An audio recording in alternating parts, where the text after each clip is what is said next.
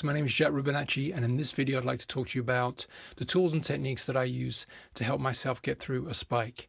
Now, spikes are unfortunately something that will happen to anyone who's on the journey with tinnitus. It's just something that happens. You can be really careful with your ears. No matter how protective you are against loud noises, they just happen. I've had many spikes over the last 18 years, and getting through them or learning to get through them is something that I think is really important for someone with tinnitus. So let's get straight to the tools. Tool number one, I tell myself I'm going to be okay, because I always am okay. I've had many spikes over the last years, and every time I go through a spike, I think this is the worst. How am I ever going to get through this? I've got to give up my music career, etc. But I always get through them.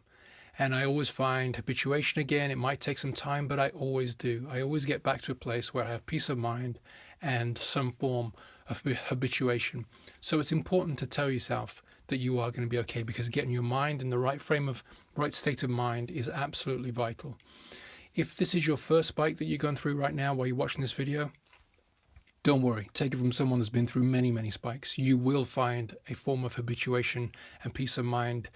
Once again, it might take a few weeks, but you're going to be okay. And if this is a spike, this is one of many spikes that you've been through, and you're really struggling to get through this one, you probably know at the back of your mind that you've been here before and that you were okay then, and you're going to be absolutely okay now. Tool number two, I tell people around me that I'm going through a spike. I think this is really important because it lets them know why you might be a little bit grumpy.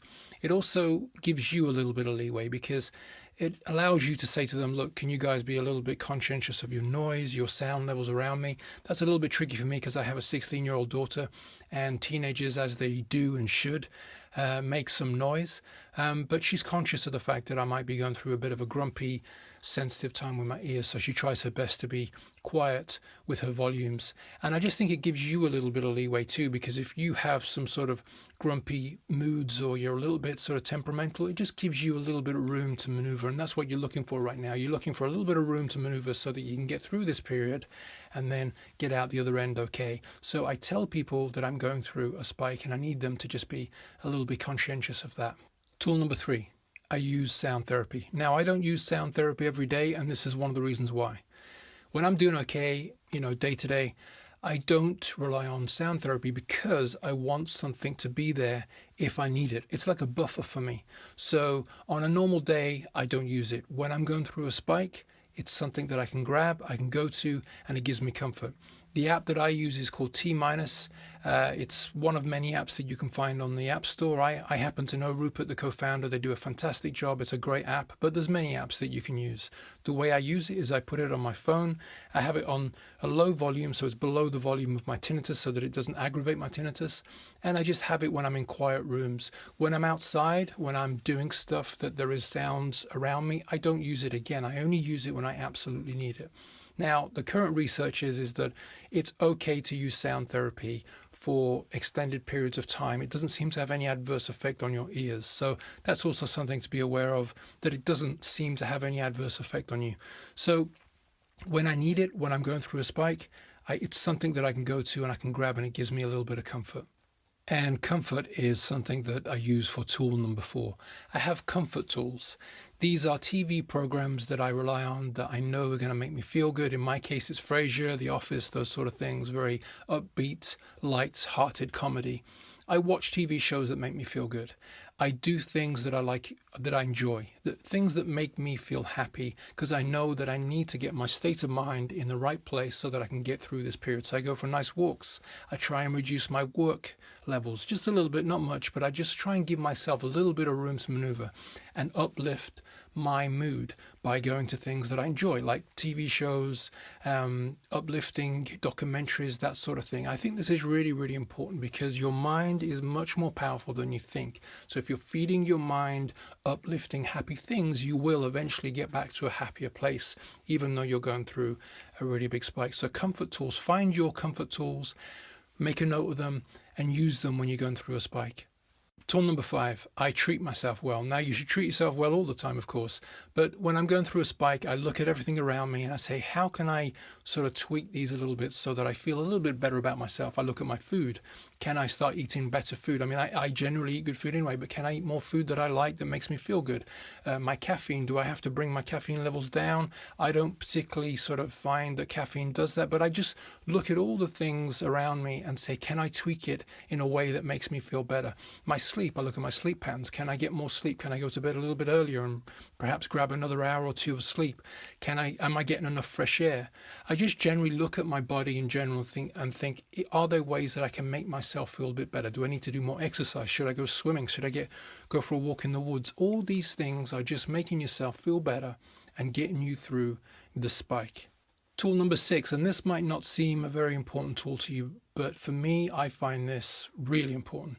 I look for inspiration. I look for energy. I start watching documentaries about people that have overcome great challenges. Boxers. Muhammad Ali is a particular favorite of mine. I always feel inspired and joyful when I see what he overcame and what he achieved in his life.